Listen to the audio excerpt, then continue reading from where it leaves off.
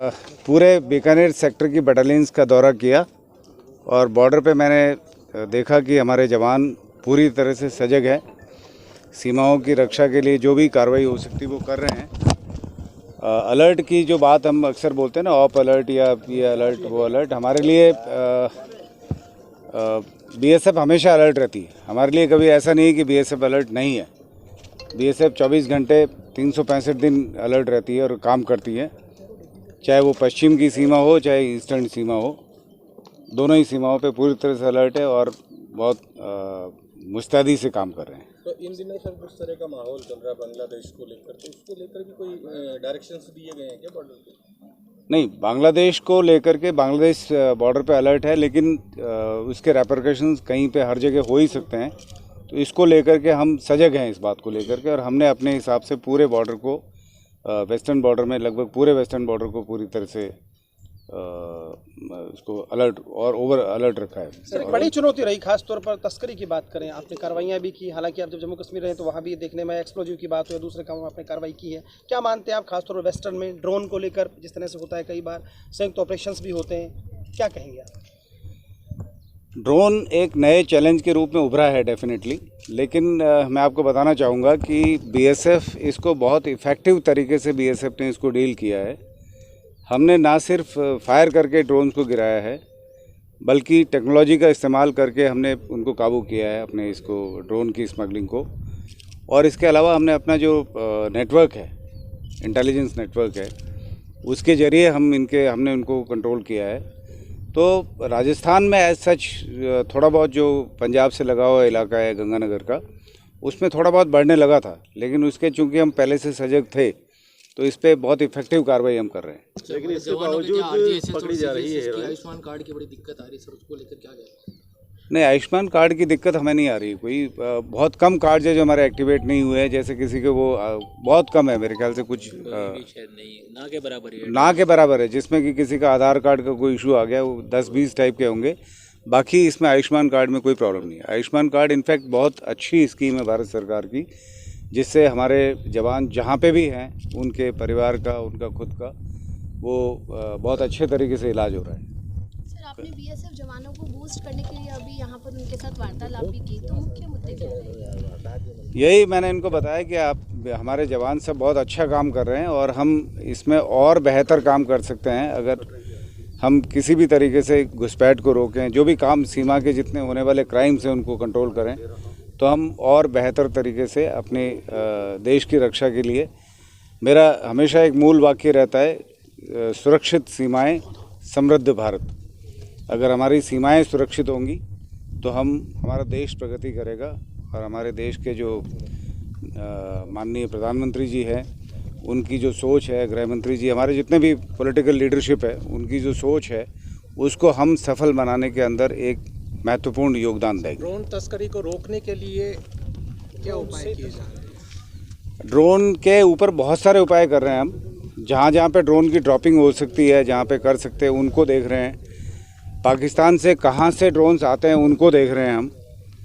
Fire उसके जो जहाँ पे इनके ये हमारे नोटिस में आते हैं, जहाँ पे उनके ऊपर फायर करके गिरा रहे हैं। टेक्नोलॉजी का भी हम इस्तेमाल कर रहे हैं। बहुत सारी चीज़ें ऐसी कर रहे हैं जो मैं आपको इस पब्लिक फोरम पे नहीं बोल सकता, लेकिन आप निश्चिंत रहें, हम बेहतर कार्रवाई कर रहे हैं। चल रहा था प्रपोजल, एंटी ड्रोन सिस्टम्स हमने बहुत सारे लगाए हैं। अब कहाँ लगाए हैं ये मैं नहीं बता पाऊँगा आपको।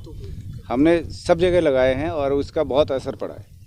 एक सर ये भी देखने में आता है कि क्योंकि BSF first border line service है, तो जो जवान हैं उनमें काफ़ी तनाव बहुत रहता है, तो उसको तनाव जो जवानों में नहीं रहे, उसके चलते कई घटनाएं भी हो चुकी है बॉर्डर्स पर, तो उसको दूर करने के लिए क्या प्लानिंग करें?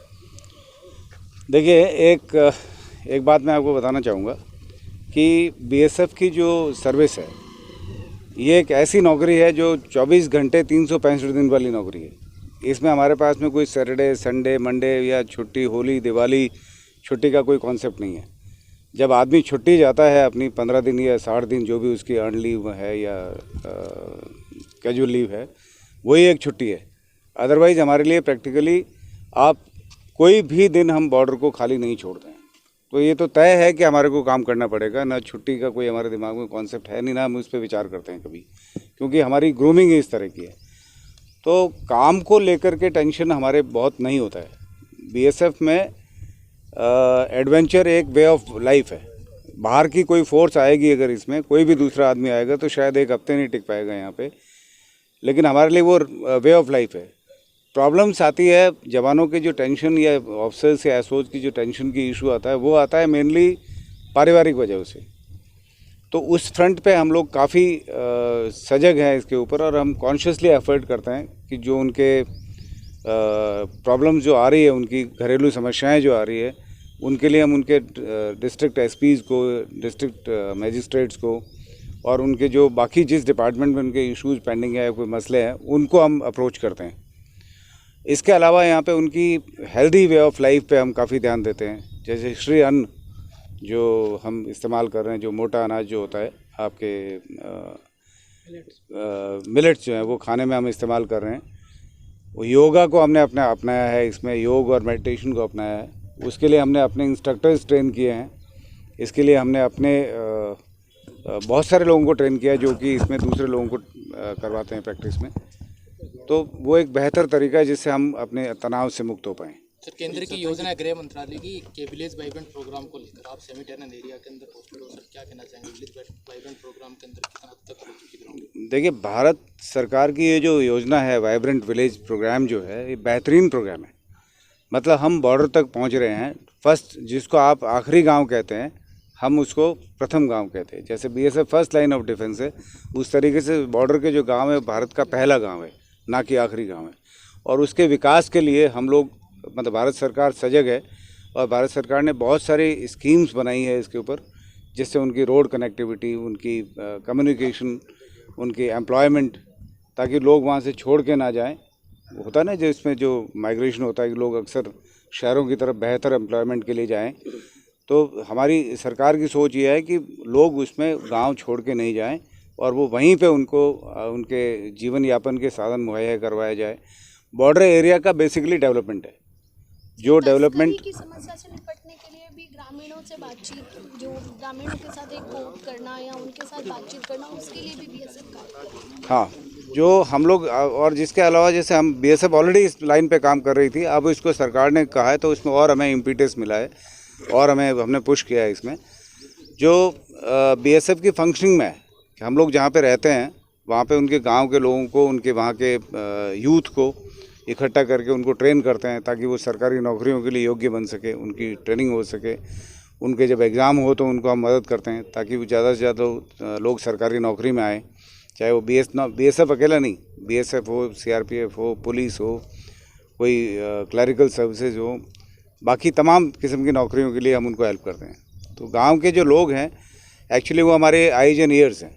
जो गांव के लोगों के साथ में हमारे संबंध बेहतर हैं, और वो हमें बहुत मदद करते हैं, और हम भी उनके लिए हमेशा खड़े होते हैं। शुक्रिया, थैंक यू सर।